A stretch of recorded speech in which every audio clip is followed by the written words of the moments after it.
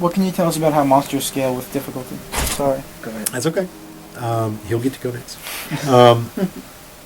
So as you, essentially monsters get tougher in a very similar way to Diablo 2. We primarily raise their level.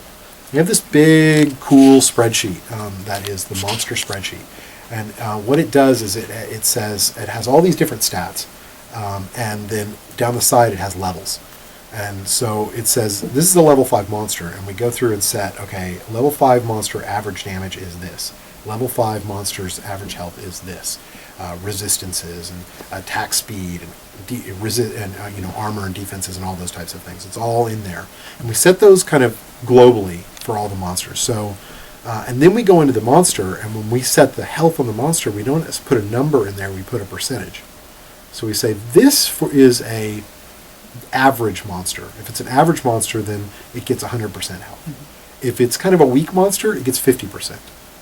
Or 80%, somewhere in that area. If it's a really tough monster, it can get 2, 3, 4, 500%. And we can also alter like the experience gain that they give and the chance for dropping treasure and all those things, all done as a percentage. So if we want to move that creature around and say, oh, this is nightmare difficulty, this creature needs to be tougher now, we just change its level. And so that's how. It's probably maybe a denser answer than you want, but it's a really easy process for us, and it works really well. I have a follow-up question really quickly on that. All right, and then he gets to go.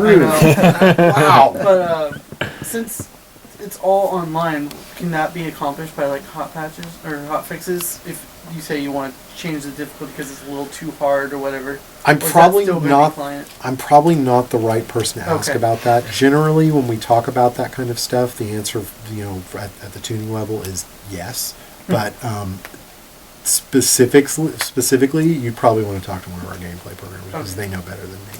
But AI and group composition in Hell and Nightmare won't change.